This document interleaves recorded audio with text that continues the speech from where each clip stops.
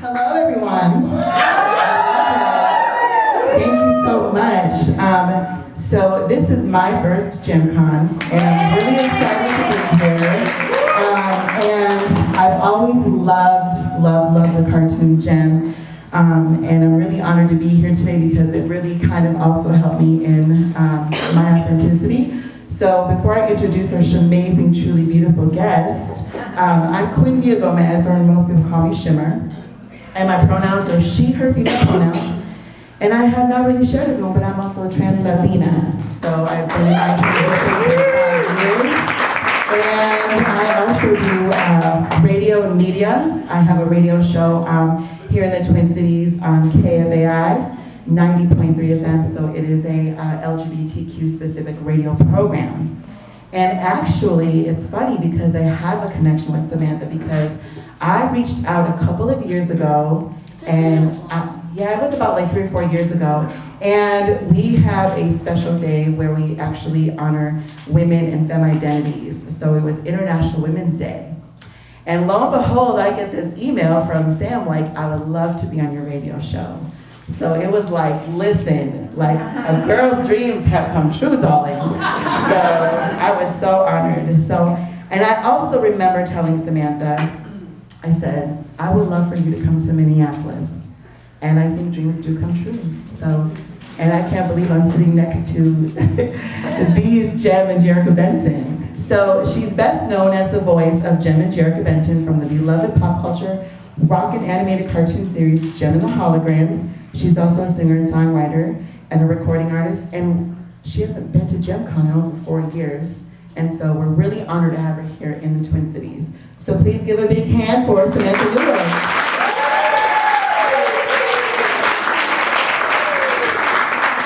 I think my mic went off, but I will just project. It's so lovely to be here. It's so lovely to see you guys online as well. Thank you for tuning in. And Quinn, it's so cool. We finally made this happen. Yes. So thank you to JemCon for bringing us together because we set the intention and we spoke it, and here we are. So yes. This is very cool. Beautiful. So we have a lot of questions, and as fans of ourselves, so Sam, tell us about you before Jem, and what were you doing at that time in your life? And how did you become involved with Jem and Holograms? So Jem, oh gosh, was just this beautiful, you know, my life in show business has not been a straight line. And that's kind of the beauty of it in a lot of ways too, because you never know what you're gonna end up doing. I mean, I had a focus as a singer since I was a little bitty thing. But suddenly it was like I was signed to an agent and I was starting to audition for voiceovers. And so I was going over here and I was like, okay, let's just step into this world. And it was pretty incredible. It was the first animated series I'd ever auditioned for. And it was the second voiceover I'd ever auditioned for. And it was Jem.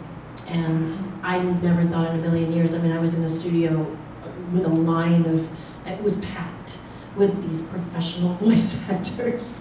And here's me, you know, up for the challenge, of course, and my agent believed in me and my family believed in me, but I didn't have experience.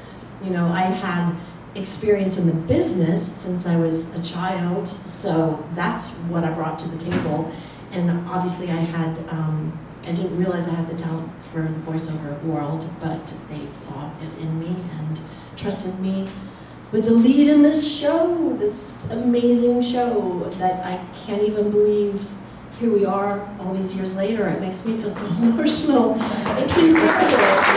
And it feels like a reunion coming to JemCon because I know so many of you, you've just been on this journey with me for a long, long time, and it's such a huge, special part of my life. Mm-hmm. It's so much more than a TV cartoon for kids. It's so much more than that. For all of you as well, you know, so. And it's beautiful, and here you are, and you've been part of something that's so iconic to so many people. Yeah. So that's beautiful. Yeah, it touched the hearts and minds and imaginations of children all over the world, and I didn't realize what we were doing. I knew it was cool, and I knew I was super excited to be a part of it, but I didn't really connect the dots. I guess, like, how could you, you know? I was just showing up, and I was making my own money for the first time consistently as a young woman, and I've spoken about this before, but Jen was like the doorway for me to get my own apartment and move out for the first time and start my independent life as a young female, doing something incredible and getting paid to do work that was just the most delicious, amazing thing. After paying my dues since a like 7-year-old, so. Yeah.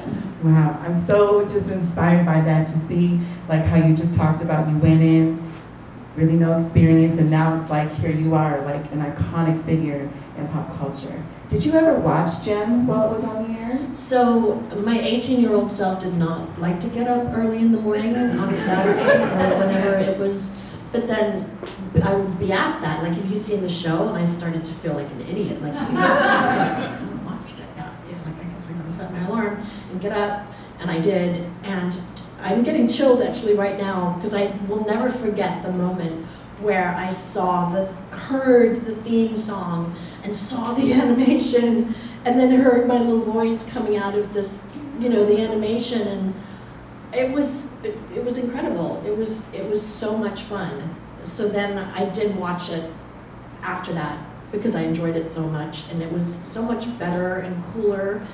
You know, you have no idea, because you're like doing a component of it. It was so compartmentalized. You know, the music over here, the animation over there, and we were doing the storyboards were done, and then the voice actors. So to see it all come together like that was such a treat. You know, and your little 8-year-old, 5-year-old, 12-year-old selves on the other side of the TV, you know, like I don't think I really took that in. And so it's lovely over the years to have been able to kind of really digest that. Yeah. I remember like the light up earrings and just all the fashion is what I was so enamored by. Yeah. So do you when you did you have like friends and people in your life say, oh my God, Samantha, look at it's on? Or did you like sit with friends or family, or even to this day do you watch it? So at the time, to answer your first question, no. No, I think my circle of friends was pretty small, and nobody really cared, because I've been in the industry for like a million, you know, she sings, she does her thing, that's what she does, and, you know, I don't remember specifically anybody being like, oh my God, you know, I never really had that experience, and I remember one time where I could have had that experience was when my dad said, you should go buy yourself a Gem doll, because I didn't have one.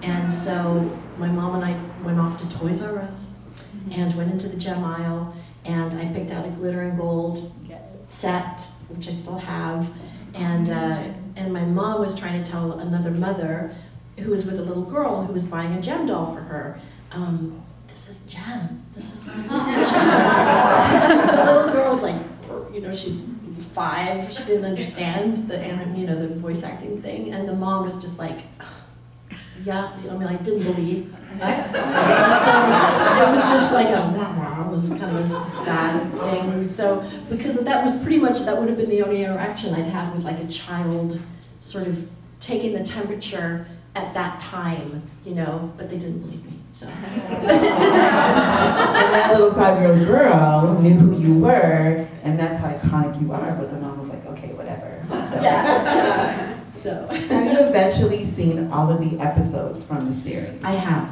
yes. I have binge watched as a grown-up. I'm struck, like some of my favorite episodes are, you know, just watching the other actors, listening to the other actors, the performances, listening to Charlie Adler, listening to Patricia. It makes me laugh. And it was just, the writing was so bloody good. And I was also struck with how they didn't talk down to kids. It was like an amazing soap opera, and you really were invested in these girls as your friends. And I remember Wally Burr would always say that to us. He's like, I don't want campy, I don't want, you know, I mean, obviously it's a campy cartoon, that element is there, but he's like, we wanted you to sound real. We want you to sound real because we want kids to look up to you, like you're, you know, the older kids and your role models. And so it was very real, you know, because I remember when I was auditioning for it, I was like, cartoon, like, I wondered what they were gonna have me do. Like, am I gonna be like really cartoony and like off the top, you know, or if it's, but it wasn't at all, so. I think that's always a good thing too, because when we watch shows or cartoons, obviously sometimes they always like have issues where it's always not so great. And I think what is so great about Jem is that it was really positive. It was uplifting. Yeah. It was inclusive, and it was just supportive of through the challenges, whatever each episode was about. Yes, and man, were there challenges. I mean, I've laughed about it so many times, like the Misfits committing felonies, literally. Like, every episode, like, huh? Why are they not in prison? Like, what's happening? And yeah, but always, I loved how Jem was, the archetype was triumphant. She understood diplomacy. She would walk into chaos and try to enroll people in cooperating and for better good for everybody. And she had that vision, and she wouldn't settle for anything else. And it was incredibly frustrating because she, you know, and I identify with that as a person, and maybe that's why they saw that in me as a young girl, you know. So that's beautiful. I also think too, in the cartoon, like, Jem would not take no for an answer, and so she would find a solution, and she made it happen. Yeah, so that's what I loved about it. Yeah, and there's things like that you don't really think through when you're working on it or the years that followed, but you know, connecting actually for the first time with the fan base through social media, through the internet, the interweb. All of this has been a reimagining of Jem and how it impacted you guys. Like, I didn't really get it, and it's just been so amazing getting to find out like your experience of it and what it's meant to you, and you know how my part in it has reached you, and yeah, it's just been so cool. That's beautiful. You're a musician yourself, Samantha, but the music was made in New York, and the voice acting was done in LA. Right. And so tell about the relationship you've formed over the years with the singing voice of Jem, who the music was done by Britta Phillips. Right. JemCon. Yes, Britta is awesome. The theme song still gives me the chills. In fact, I still get the chills, like only the beginning, like, girl. Like, she's just, you know, of course, I remember at the time, and I have my audition sides, they call them, it's a little script, it's an abbreviated script we call sides.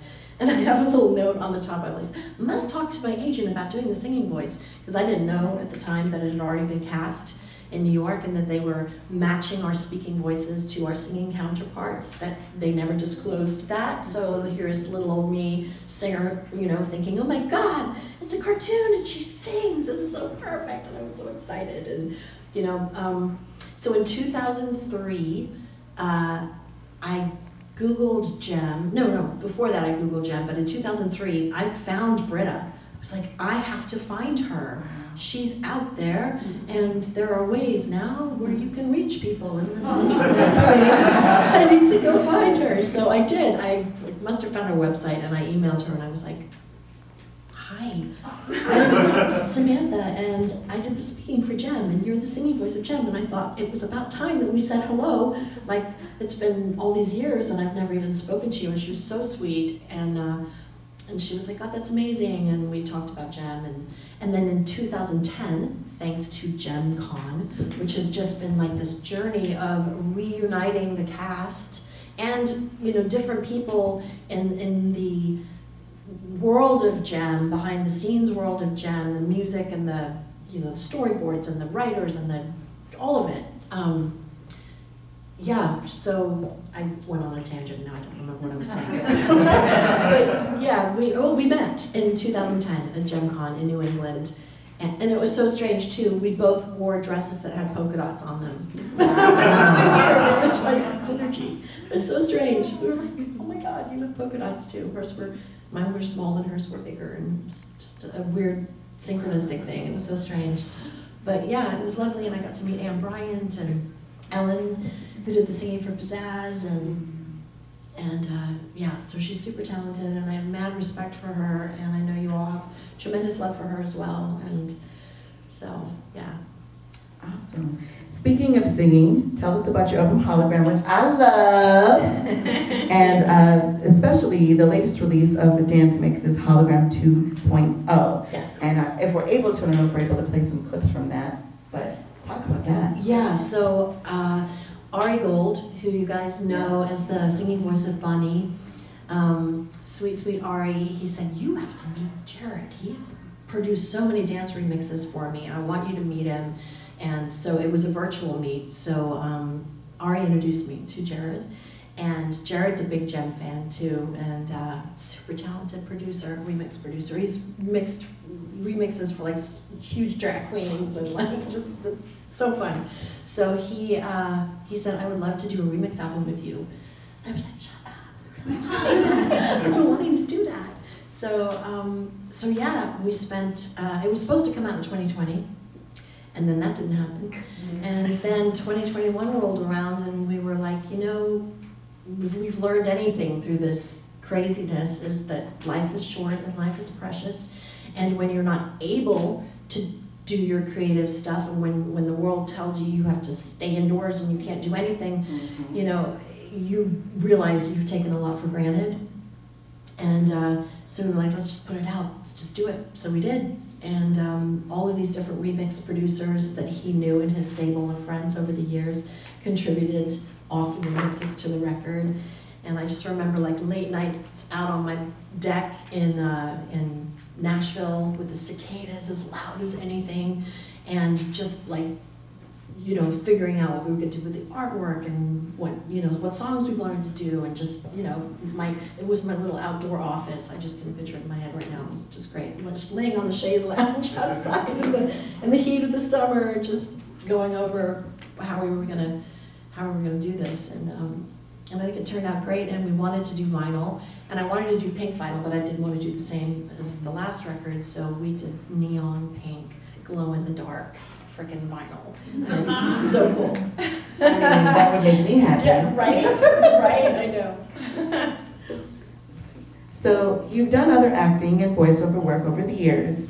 Where else might you be recognized your voice from? I know, but where else would we recognize you from? So, well, you might have been in the mall one day and heard me, you know, over the year. I do a lot of radio commercials. The bulk of the voiceover work is not the glamorous gem and all of that. You know, those are like the lovely, amazing nuggets of amazingness that I was lucky enough to be a part of. But so much of it is obscure commercials. So I did like Kentucky Fried Chicken and Closed Time. I don't know if you remember that show, that clothing store from the 80s, Closed Time. Okay. Contempo Casuals. Yeah. So my voice would be, I was actually shopping one day, going through a clothes rack, and I was like, oh my God, that's me. It was strange. But yeah, it was also one of the coolest things I got to do was the voice of Peter Pan's mother in Hook, the movie Hook. So, and I got to bring my British accent, because I'm originally from England, and I was mercifully teased. Mercifully? No, that's wrong. I was horribly teased and chased after school for having a British accent, my sister and I. In fact, they had to take us out of our first school in America because it was that bad. So my dad wanted to keep me British because I sang, and he wanted me to stand out amongst all the child singers out there. And I was just like tortured because I wanted to just fit in, and I didn't want to be different because it was too difficult. So anyway, long story short, I got to use my British accent, and Steven Spielberg signed off on it, and I got to do this wonderful voiceover for Hook. So I'm the voice of Peter Pan's mother, and she's basically like, very fine schools indeed. First he will attend Whitehall, and then Oxford, and after that, you know, I can't remember exactly the dialogue, but it was awesome. I was like, I got hired to be English. It's great. Because I got kicked out of an audition once for I think it was for Calvin Klein, and they wanted a real British girl to do the voiceover. And so my agent knew I was from England, and I went there, and you go into an office and you have to sign in. And so I'd asked somebody for the sign-in sheet. I couldn't see it. And the lady that came out, I was like, excuse me, where's the sign-in sheet? And she was like, you're auditioning for this? And I was like, yeah. She's like, you're not English. And I was like, oh no, I am. I'm American right now. And she's like, no. We asked for British people only. And she wouldn't let me read. And she sent me away. I was so humiliated. This was before I got a hook. Yeah, so my agent was very angry, and it never happened and whatever, but yeah, that's just a little side note there. So Jem fans have really strong feelings about the John Chu movie. What was your impression, and what was it like to be a part of the movie? So it was lovely to see it come back. It was lovely to hear that they were going to do the movie, because I know the fans have wanted that for forever. And of course, when John, thank God I was checking my messages on Twitter, because he private messaged me on Twitter and said, I'm doing this movie and I'd love you to be a part of it, and I'd love to write something for you. Are you interested? And I was just like, awesome. Of course I need to do this. So, and I didn't know anything about what they were doing. I knew nothing, so I was walking into it completely blind.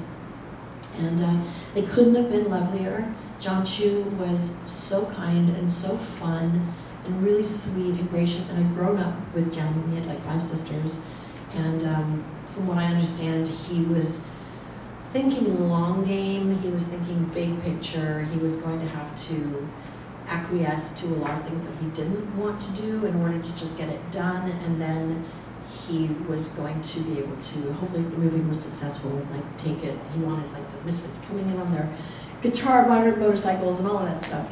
So when the trailer came out, everybody hated it because it didn't reference anything close to the original, and I think the trailer was an epic fail. And because of the feedback that I kept hearing, where it was, there are no Misfits, there's no holographic technology, and I was under a non-disclosure, so I was not allowed to say anything, and I was just watching this train wreck. It was, William Shatner even tweeted about it. He was like, what, no synergy, no Gemstar earrings? And I was just like, what does he even know? I don't even know about it, but I guess it was trending, and I'm like, William Shatner's tweeting about this, and what's happening? And I couldn't say anything, and I toured the Misfits set. So I knew there were Misfits. In fact, that's one of the first things I asked John Chu. I said, you are gonna have the Misfits in this, right? And he's like, you can't have Jem without the Misfits. And I'm like, okay, cool. He's like, I'll take you around the set later. So he did. I toured the set. And yeah, so it was a lovely experience getting to be a part of it. Walking by, I remember I parked my car, and there were trailers set up, and it didn't say Aubrey Peoples or Haley Kiyoko. It said Jem, Aja, Shayna. I'm getting chills. Like, it was so surreal. I was like, I'm looking at trailers on a movie lot that have Jem and the holograms' names on them, and that was incredible. It was beautiful, and it was such a full circle moment that I felt like I even brought my Jem doll with me, my Integrity Jem doll. I have a picture in the dressing room with my Jem doll, because I wanted y'all there with me, you know, because it was as much mine as it was yours. So it's bittersweet. I thought the music was beautiful. I thought the girls were super talented. It was hilarious watching Juliette Lewis work. She made me laugh, and I got to just sit and watch the montage scene all day, like satin makeup and hair for like hours and hours and hours and hours. And then finally shot my little scene. But so all in all, it was a great experience. But I think that they should do a cartoon remake if they're going to do an animated remake. Because then it's set in the 80s. Like, you know, people love the 80s, and the Jem fans sure do. So I don't know, I'm not in charge, I'm just Jem.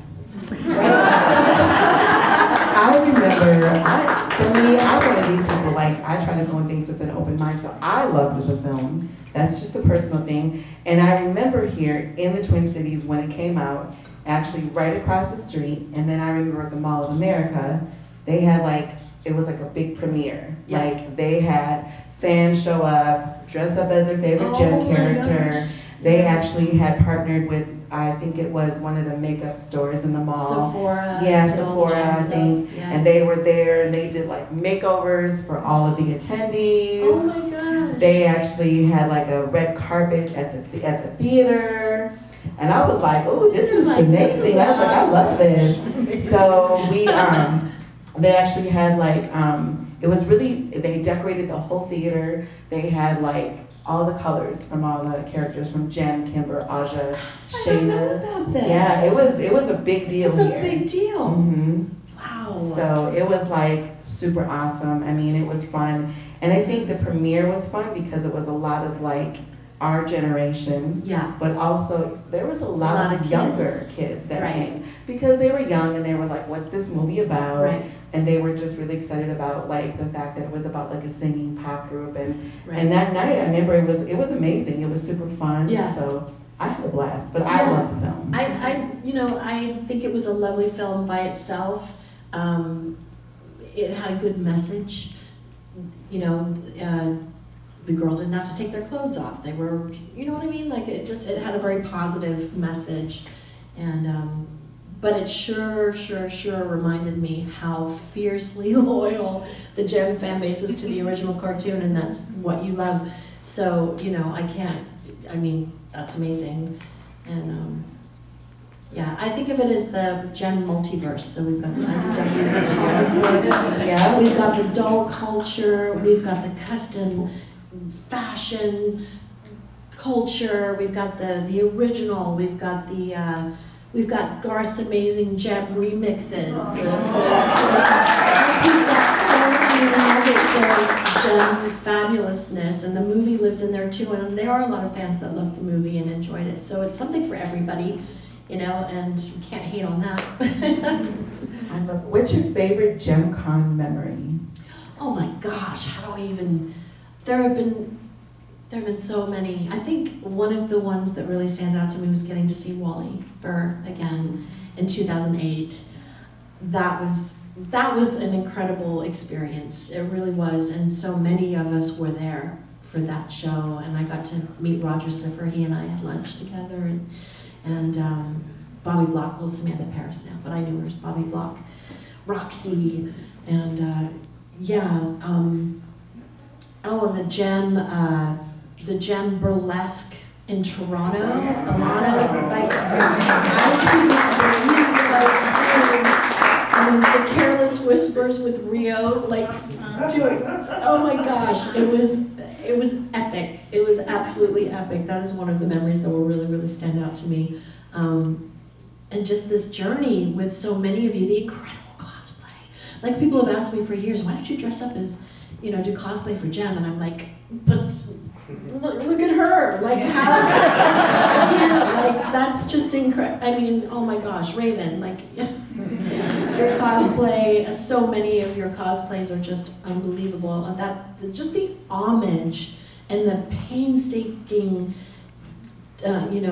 attention to details that you've taught me, stuff that went right over my head, I've learned so much from you guys, of so many different parts of Jem that, because I was obviously one part of it, but there's so much more, and it's just been so much fun just going on this journey with everybody.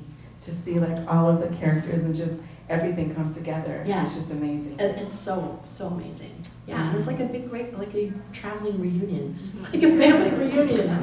And every time I've been at a different show and I've told people about Jem, and JemCon, I've mentioned it many times, and people are like, what? There's an entire convention dedicated, you don't even know, and they're like, oh my God, how did I not know about this? Yeah, so. So the ongoing COVID pandemic shut down in-person cons for the last couple of years, including this one. What were some things that you learned about the business and yourself during that whole time? Then I needed to build a home studio to start doing voiceover work again because I couldn't leave my house, and I've been wanting to do that for a long time. And you know, I had obviously the journey in this business has taken me in so many different ways, and I was actually talking to somebody a few minutes ago. I was talking to Alana about it. How the celebrities back in the day. I remember the business started to change pretty profoundly, and I remember I auditioned for the Spider-Man cartoon, I think, and I was up against Alicia Silverstone and Drew Barrymore and me, and I was like, wow, what is happening? Like, why would they want me if they can have Drew Barrymore or Alicia? Because it was hot off of, you know, her amazing rise, and then I started hearing I'm like, is that Julia Roberts on the MasterCard commercial? That's Julia Roberts. And they've got to have paid her like a lot of money. Like, I started to see the whole industry, you know, the celebrities, I think they really liked the idea of going to work in your pajamas, and it was like so great to do voiceover work. It's such an awesome medium. But also the advertising agencies were liking the fact that people had name recognition, well, not even name recognition, voice recognition.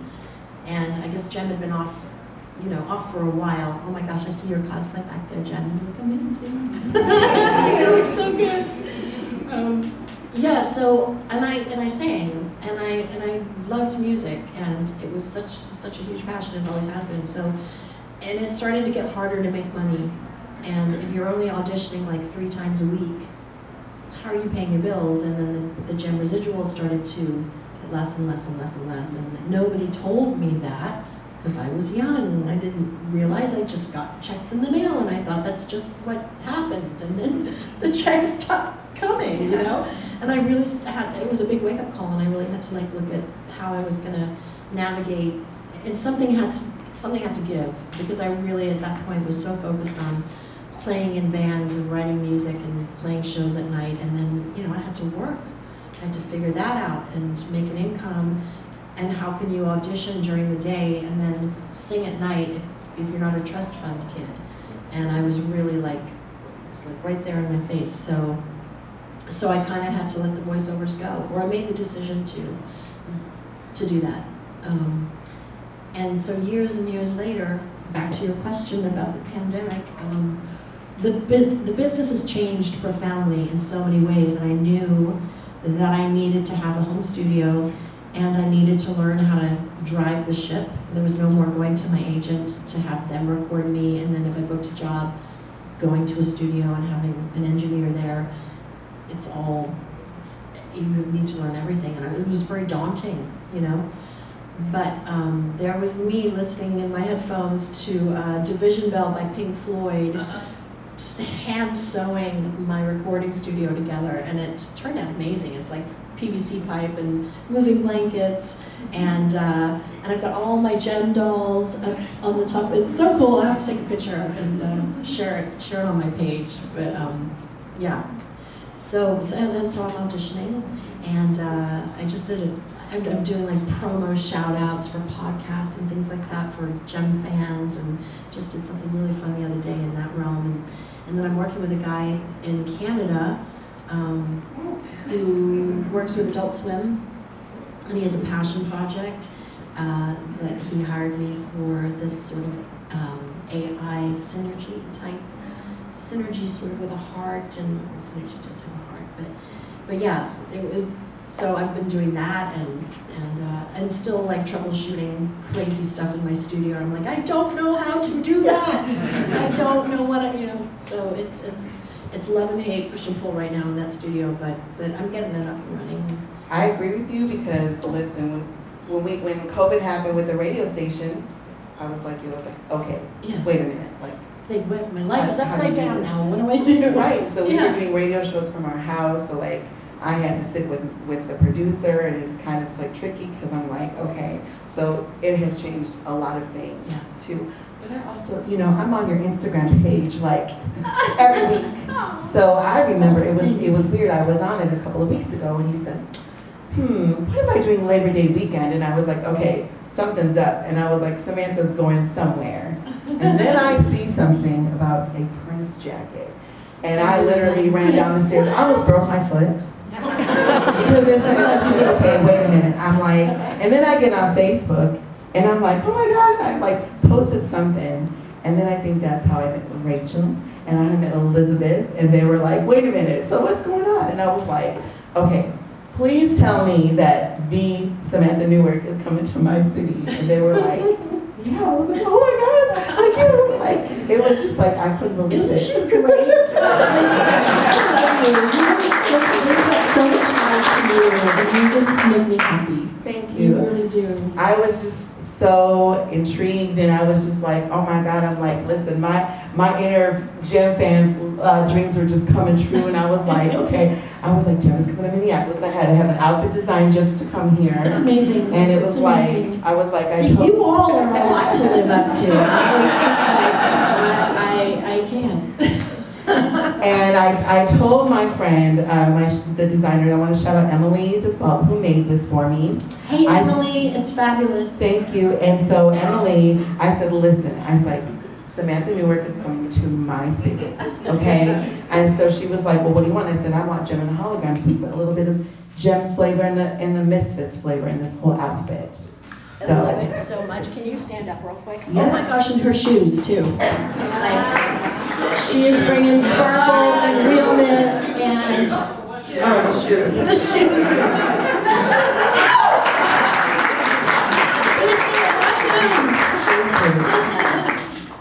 All right, let's see. All right, so when the Jem comics came out, it ignited around an artistic spirit in you. Tell us about your drawing. Oh my gosh, yeah. So I used to draw a lot when I was a kid. I loved to pencil sketch, and then just one day I just stopped. I hadn't done it in years, like 30 years probably, and people would bring these blank sketch comics to my table with artwork from different comic book people and sometimes their own, and I just really got inspired. I was like, I want to draw Jem. I want to try and draw Jem. Like, what a great place to start. Like, I started feeling creative again in that way. And yeah, so I just started drawing Jem, and then it kind of, people wanted them, and so I put them up in my store, and it's like, and there's a fan that's bought quite a lot of them, and she's framed them so beautifully. Like, oh my gosh, I didn't realize how many pieces she has, but yeah, but now they're getting really hard to find. I can barely find them anymore because, it was a while back. But Do you sketch like in your free time, during if there's a time where you have just maybe some time to yourself, or you're not working or writing music, do you just sketch and have all the other ideas brewing? no, I usually do it by the nudging of my project manager. He's like, "You've not done any more comic covers?" And I'm just like, no, I need to do that. Yeah, because there are always just so many portals that I need to pay attention to, and he's very supportive in just keeping my creative. If I'm not singing, if I'm not, so yeah. What is the strangest fan request you've ever been asked? Because us fans, we are diehard fans. So Right. Well, actually, I can talk about this now, and I talked about it. I don't know if they're going to use it in the documentary, but I just filmed maybe about 8 weeks ago. Maybe it was a little longer.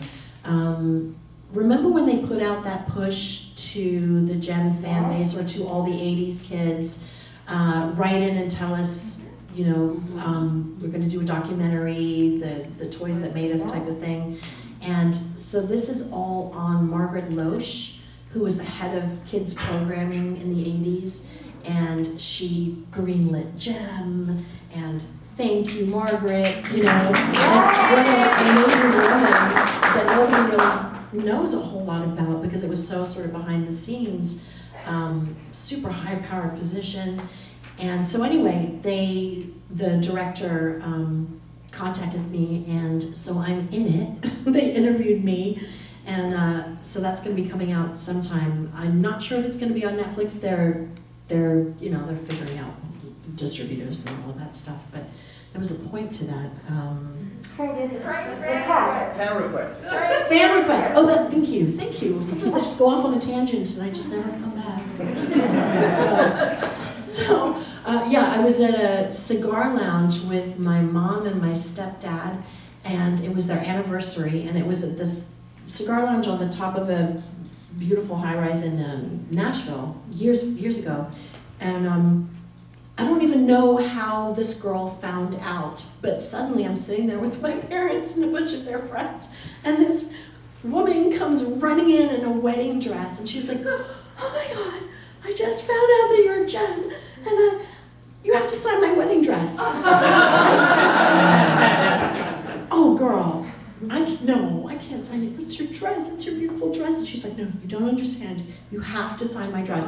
I'm freaking out. "Will you sign my dress?" And she's like, she lifted up the hem, and she's like, "Will you sign the underneath of the hem?" And I was like, "Okay, I'll sign the inside underneath of your hem. That makes sense to me." But I was like, just put my signature on it. "Here, let me sign your bustier."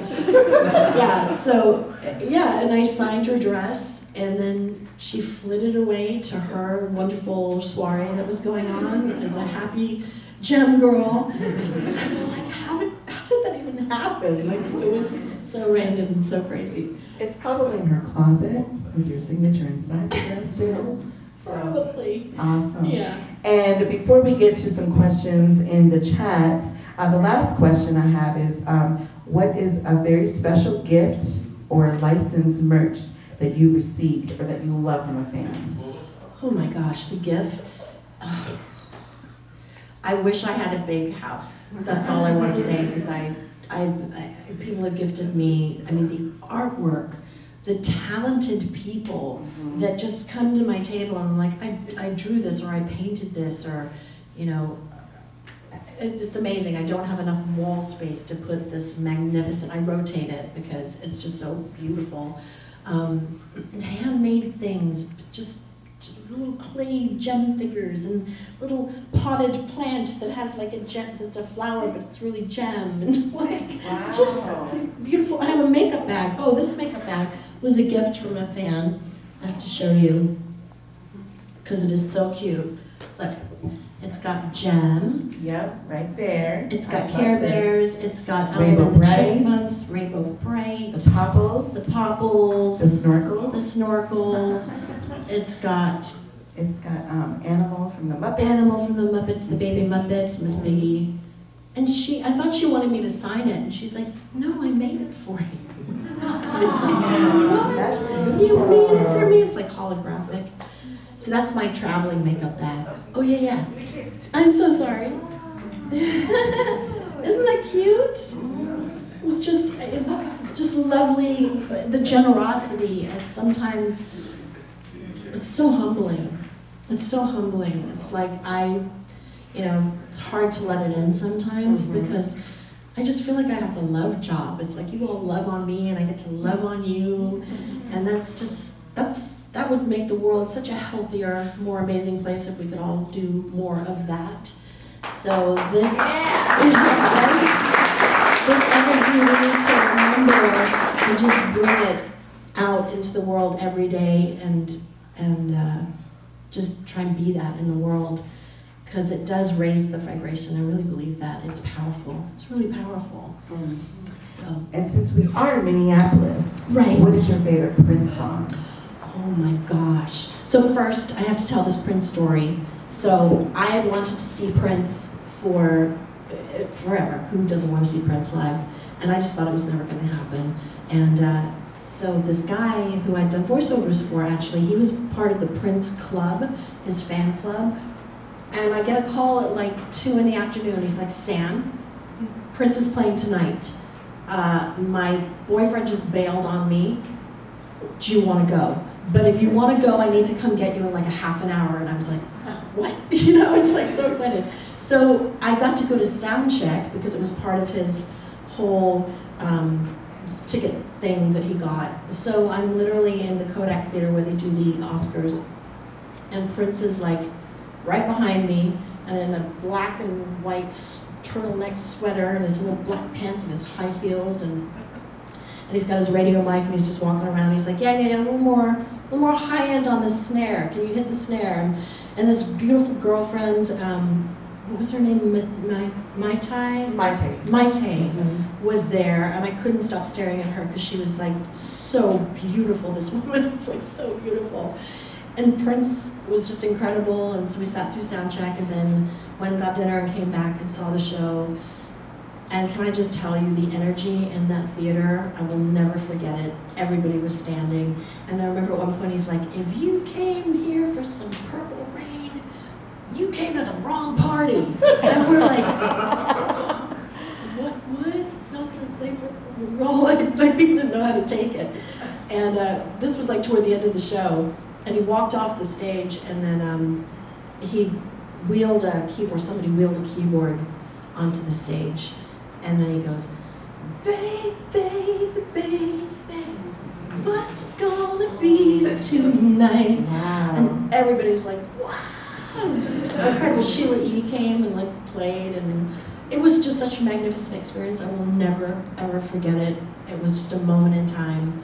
I feel like we all got to share a moment in time with Prince and with, oh my gosh, Whitney Houston and George Michael and David Bowie and all of these magnificent, Michael Jackson, all these incredible artists that we grew up with. We, got to be in that moment in time with them. Like these young kids, they don't, we got that, and I just treasure that because there's just been so much amazing music from these people over the years that have shaped us. It's totally shaped us. And it's memories we'll have forever. Yeah. And also, I heard a rumor that because, when you go on tour there, I heard that they make you shut your phone off. Someone said that there's like a gem sticker somewhere in there. In Paisley Park. Wait, what?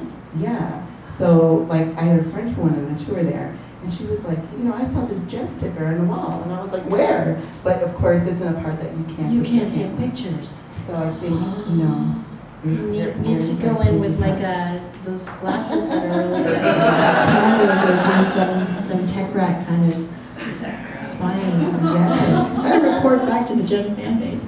That's cool.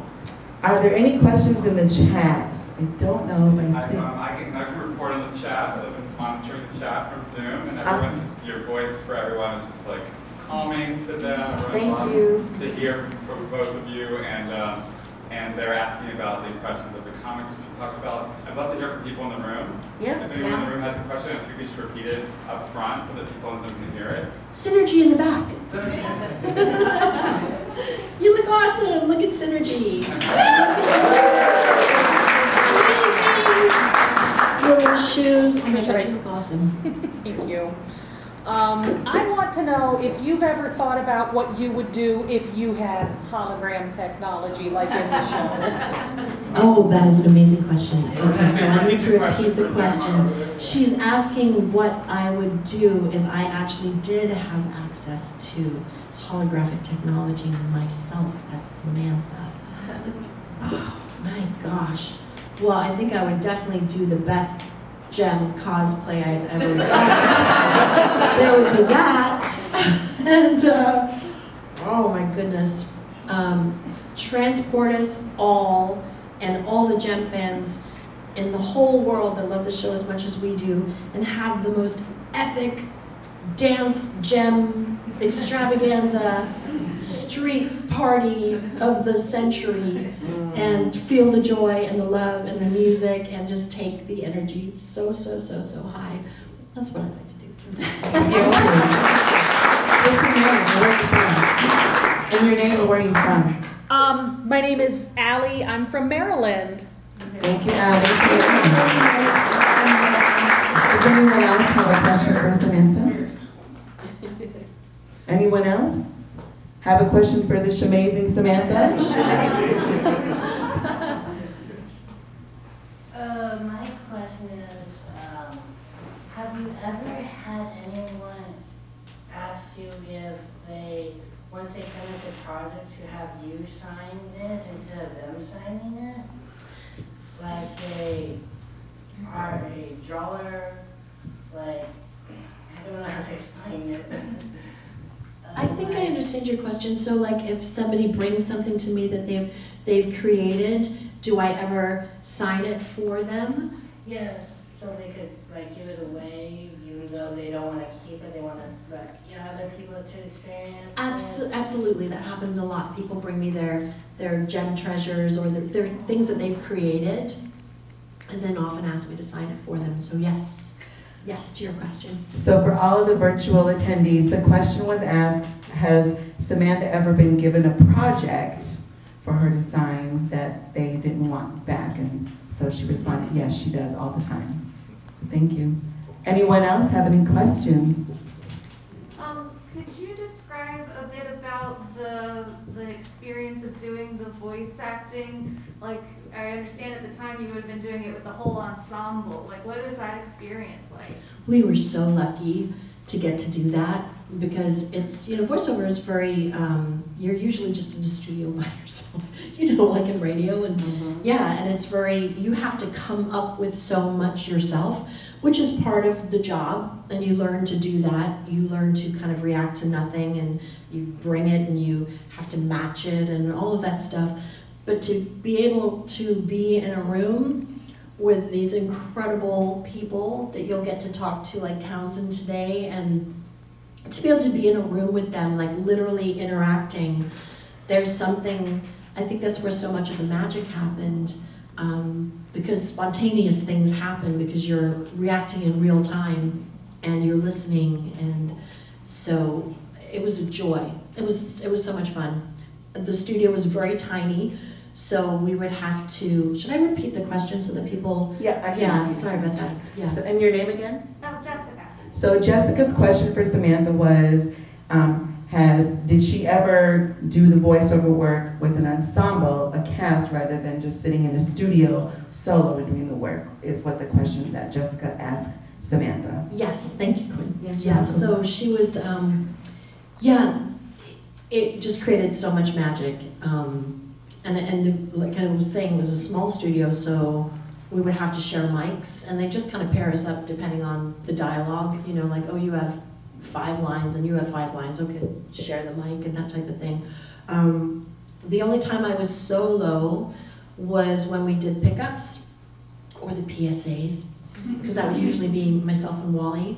And pickup lines are like when maybe something, the audio cut off, or they wanted to change something, or something got missed, you'd come in and you just, often it was like one line or one word, like, go Rio, and they'd be like, that's it, we got it. We're like, okay, I'm home now.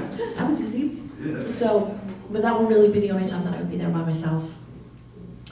But yeah, it was great. It was so great. I wish they would do more of it because look what happened. I mean, they wonder what the special sauce is.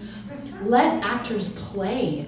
Like, let them play. And it will be something unexpected, and it won't be like focus group to death. It won't be, obviously you're gonna stick to a script, and the director, Wally, was so, I was amazed how he kept us, nothing got missed.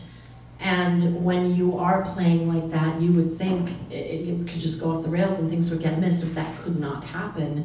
And that was his job. I was always so impressed by that because I was like, I just am getting to play, and he's wrangling all of us.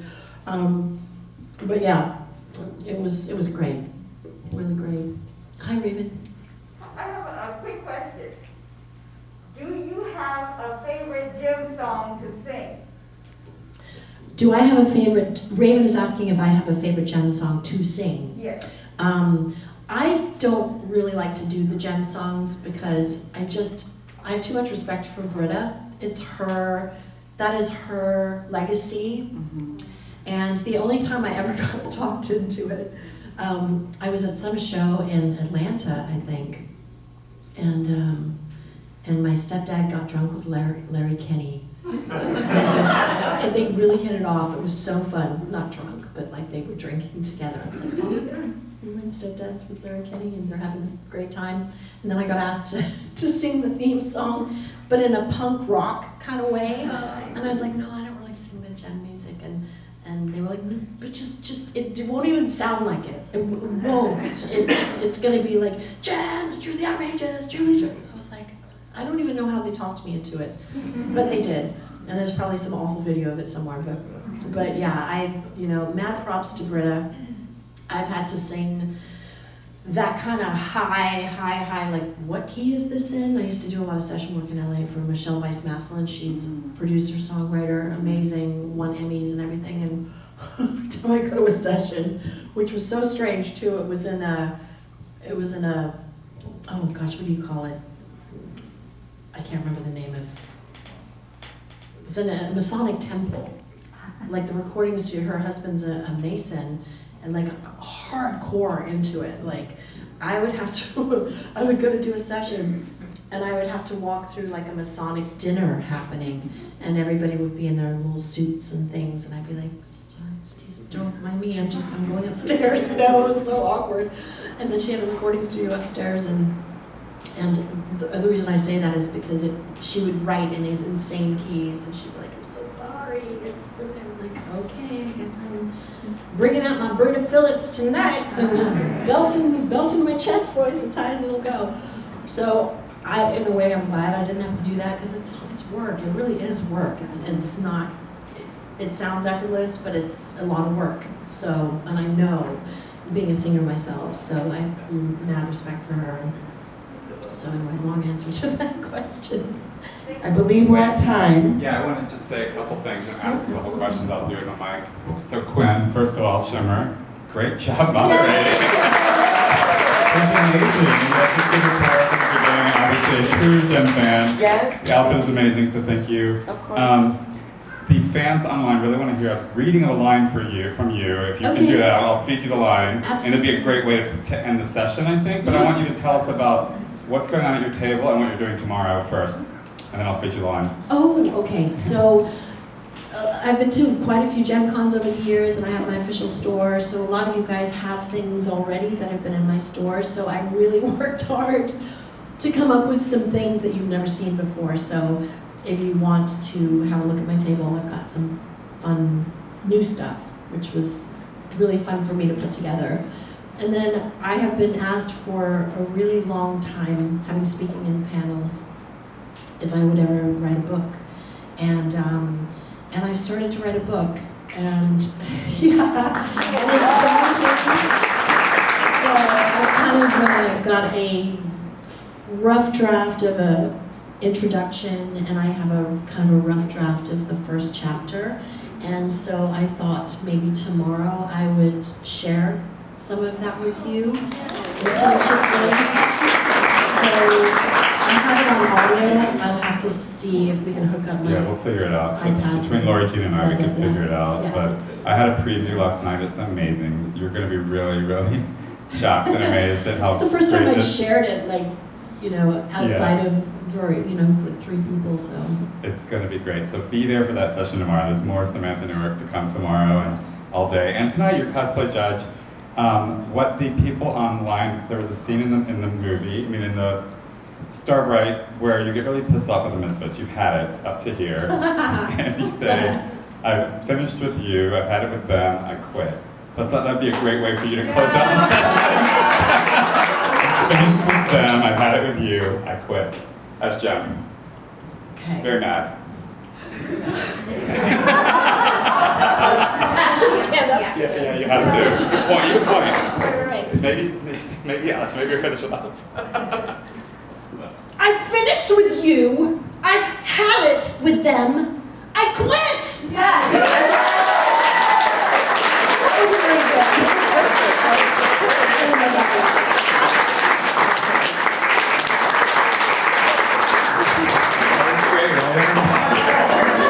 Joe's usually so mild, man. I know. In that moment, she really had it. So thank you all. Thank you all. The next session is Thank you guys for coming. This was fun. I appreciate it.